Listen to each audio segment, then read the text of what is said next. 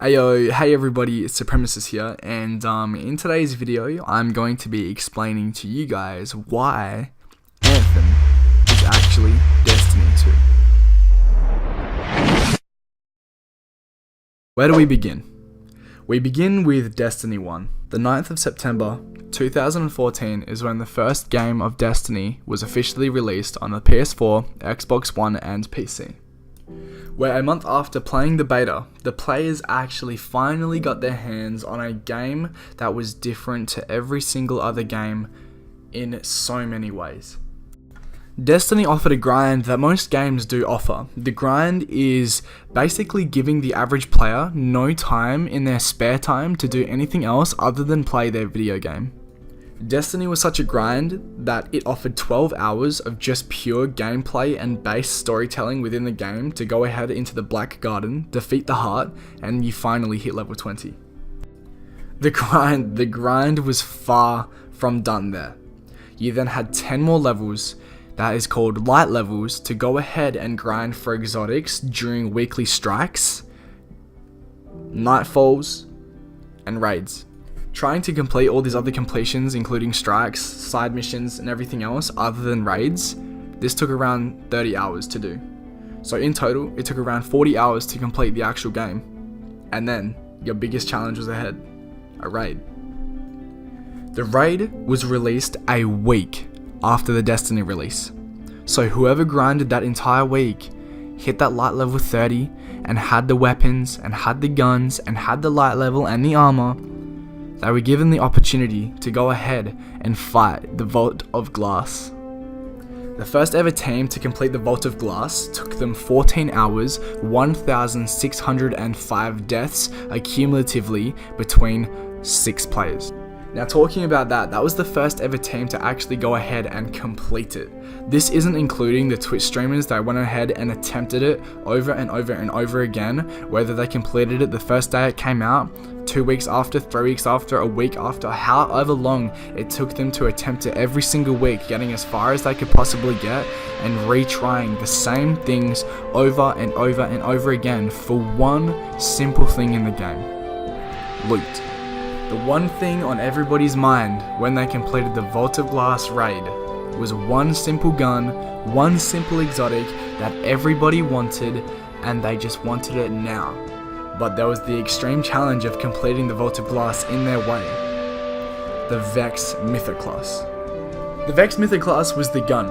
It was the absolute shit of everything. It was a fusion rifle infused into an assault rifle, and it melted enemies before your eyes, whether you were in PvP, PvE. Every mission was a pretty much success as soon as you had this gun. You melted everything in your way. Nothing would stand in your way.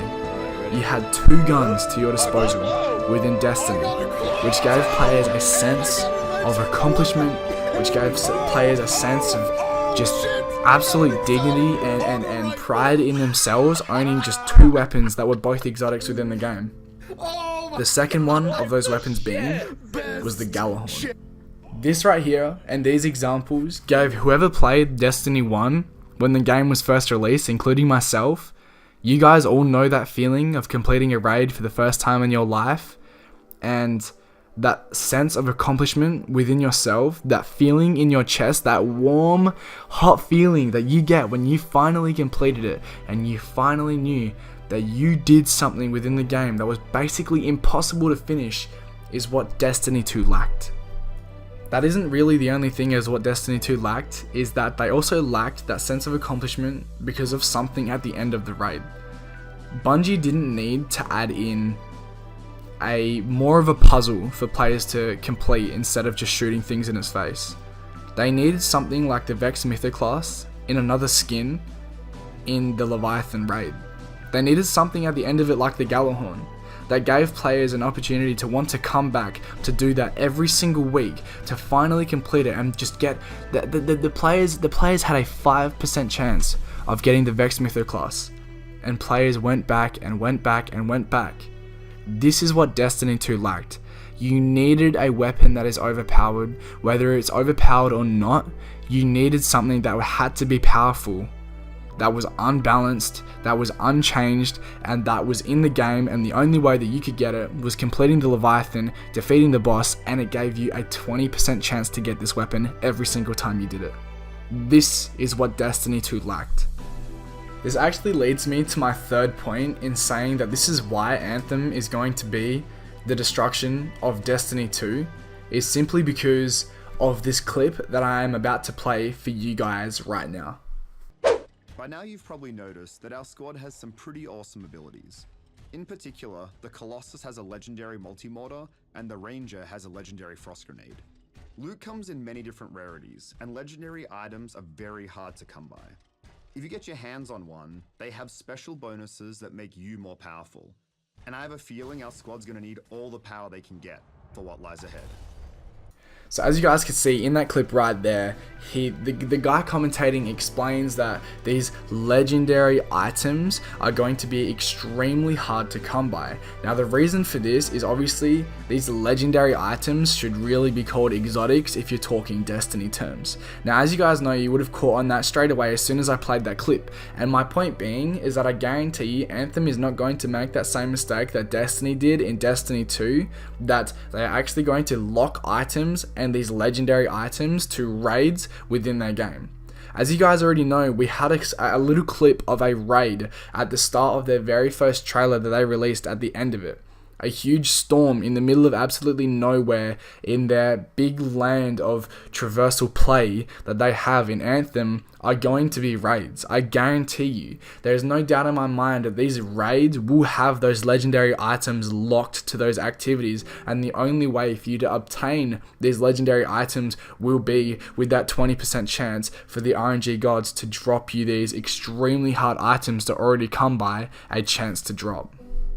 Now in saying all of this, I'm not going to sit here and tell you guys that I didn't play Destiny and that I don't love Destiny, because I do. Destiny 1 itself, I have played 36 days, 1 hour and 35 minutes exactly into that video game. That is countless hours of making friendships, destroying friendships, doing raids and just things in fun that are in generally fun, and like the grind to the Destiny 1 was always there. The game always made me want to come back to go ahead and complete the raid for the legendary items, the legendary gear sets, and everything else that Destiny 1 offered. Now Destiny 2 doesn't offer any of that, and it hasn't for a while. They offered guns that weren't powerful enough for players to keep coming back. They offered, you know, there's barely anything in that game that I think a player can actually pick out. And now I know a lot of people are going to hate on this video because, like myself, if I saw this video for myself and I didn't know what I knew now, then I would probably dislike this video and just turn it off straight away. As soon as I saw the title, I wouldn't have even clicked on the video. So if you guys could just hear me out, whoever is going to defend Destiny here and Bungie, is that I want to say that I agree with you guys 110%. But yet again, I want you guys to just listen to me for a second here. What I want you guys to go ahead and listen to me for a second is that the only way for Bungie to go ahead and revive their game, in my opinion, is if they go ahead and add a raid like the Vault of Glass, like Crota's End, like King's Fall, and even like the Siva raid. I honestly forgot what it's called, but they need to add in a raid that has puzzles within the game for us to unlock exotics, not to defeat the bosses. We need bosses that are extremely hard to complete, and that the puzzles are cool, and that it is like creative and eventful. There has to be a gun. There has to be a gun at the end of it, Bungie. There has to be. There has to be some type of armor, or preferably a gun that is extremely overpowered, right? Add it into the game. Don't worry about your feedback, alright? Leave it for a few weeks and then nerf it, okay? Because if you give us a gun that is overpowered that we can use in PvE and PvP, you will get your player base back. That is my opinion. So in conclusion, for everybody out there who doesn't understand what I am trying to say, I am going to put everything together in the next 30 seconds. In my opinion, the only way that Destiny 2 will be revived if they go ahead and add a raid into the game that takes longer than 14 hours to complete. It is not mechanics based, it has a weapon at the end of it that has a 10% chance to drop, and it is extremely overpowered. And another thing too, we miss exotic chests that give us weapons that are completely overpowered. So if you guys wouldn't mind adding in some hidden chests in that raid too, that would be great. So in my opinion, long story short, that if Destiny or Bungie doesn't go ahead and add these things into Destiny 2, that is what the Destiny players really want, in my opinion, then I think that Anthem will be the new Destiny, will be the Destiny 2 that we wanted. So with that being said, and with that out the way, I wanted to know what you guys think down in the comment section. And let me know what you guys think. Tell me why Destiny 2 could be revived and explain your answer.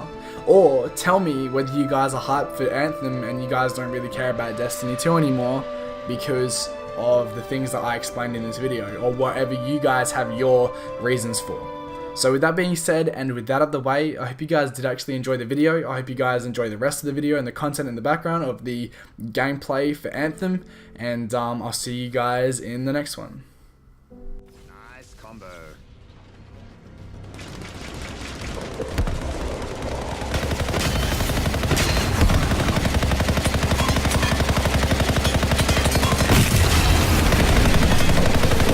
So right there, Catherine called down a lightning storm, and Jen used her railgun to combo for massive bonus damage.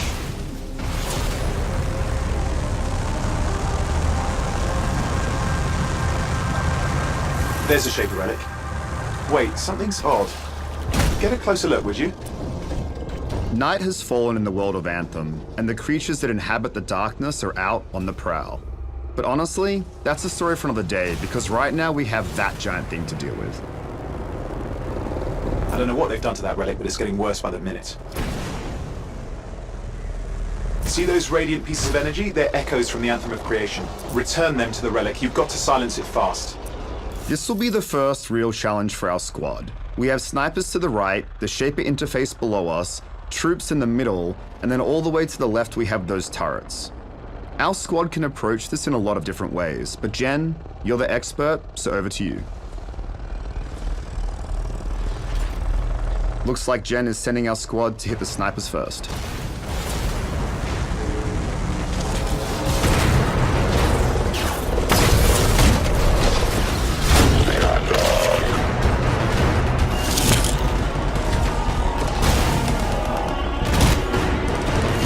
In the top right-hand corner of the screen, you can see our objective is to find all 6 echoes and take them to the Shaper interface. So up ahead, Scylla has one on his back in the Colossus, and here you can see Jen has 2. So Scylla just put 1 in. When we get these, and that'll be 3 out of 6, and we're halfway done. The only problem now is we have to go through those troops in the middle to find the rest. Now, Jen used her railgun to knock that elite out of the sky. Lots of scars headed your way. Watch out.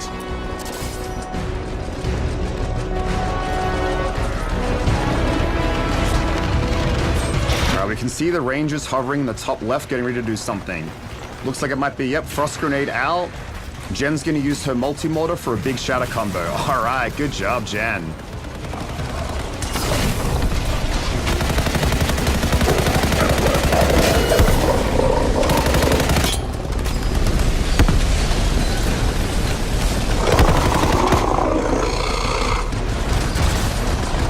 Okay, we cleared out the middle. The last thing left are these 2 turrets. We could take them head on or flank.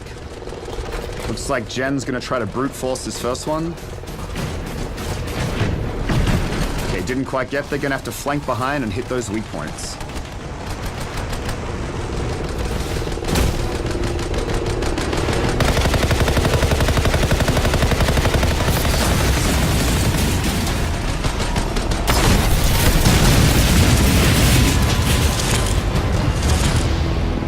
Okay, our squad's now cleared out all the enemies in this area. The last thing left to do is get those 3 echoes and drop them off to silence the relic.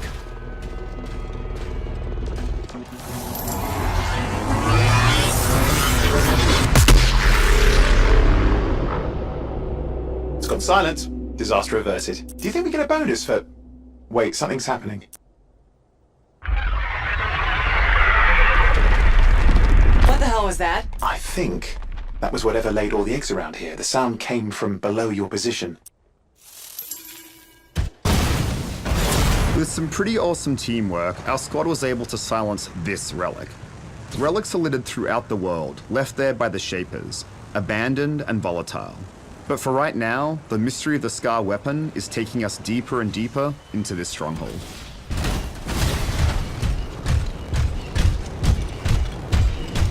The Scars were using those eggs for something, making acid probably. So the job's not done until we get rid of all the eggs. On the plus side, this definitely counts toward hazard pay.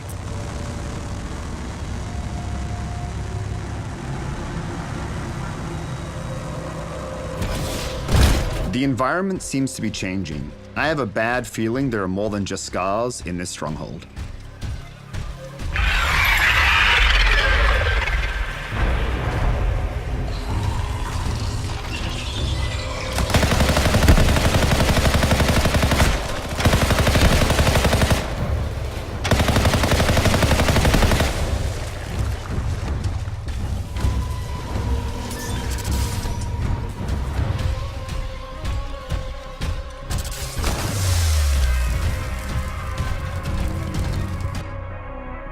Strongholds are a long-form adventure, so in the interest of time, we're going to skip ahead in the action.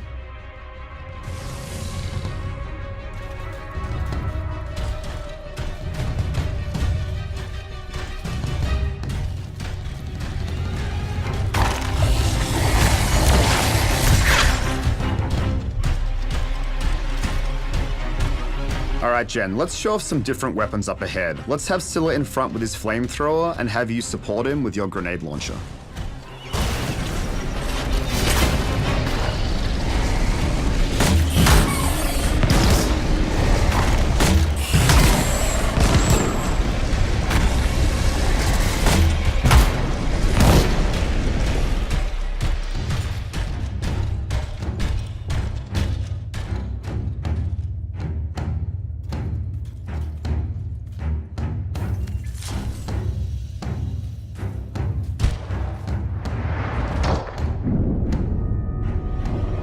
As you play Anthem, you will collect a whole lot of loot.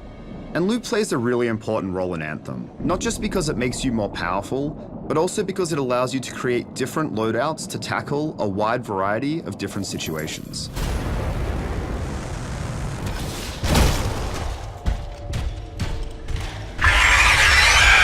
What is that? You're supposed to tell me. Right. Just be careful.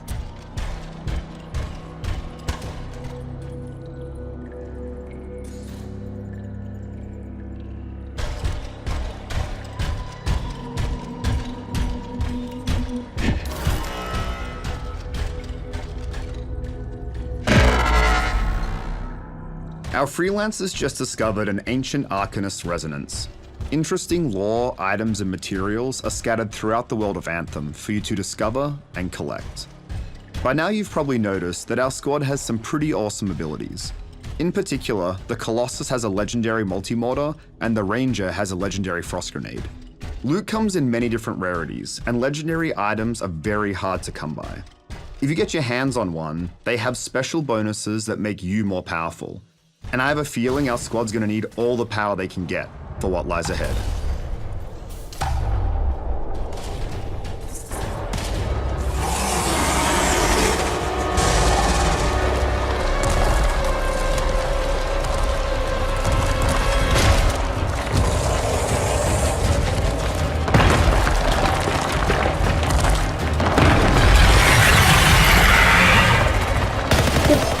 That's big. Very, good luck? Alright, so our squad has a lot of different things to deal with here. We have the smaller soldiers that if left unchecked will totally overrun our squad, and then we have the Swarm Tyrant herself. Now the Swarm Tyrant has 3 big sacks on her back and they're her weak points. Our squad has to focus on the weak points to cause massive bonus damage.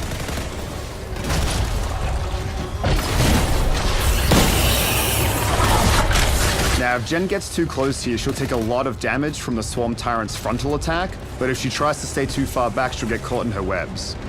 Legendary multi-mortar right on that weak point is perfect. Looks like Scylla managed to light her on fire with his flamethrower, now she's taking a lot of extra damage.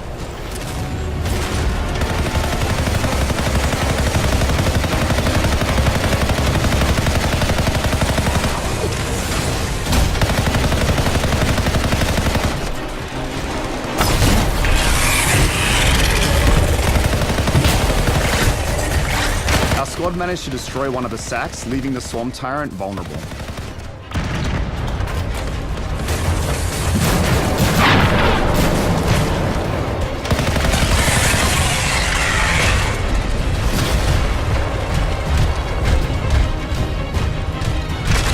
By using teamwork and focusing on her weak points, our squad has caused the Swarm Tyrant to retreat.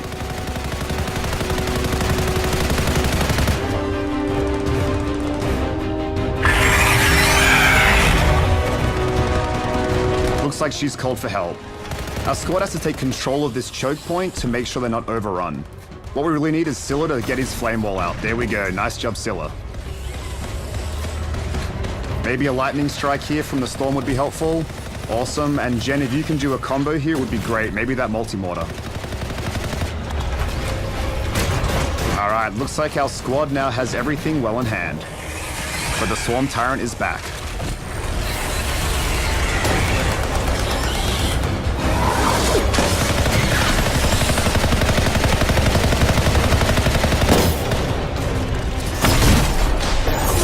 Alright, Jen's got to get out of here. She's going to take a lot of damage.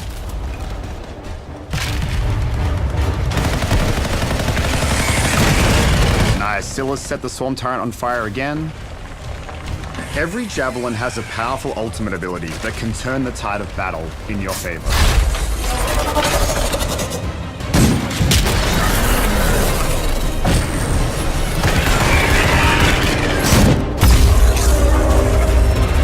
But this battle isn't over yet.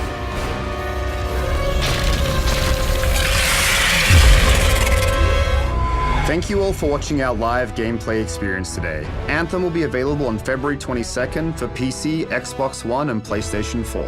For more information, go to anthemgame.com.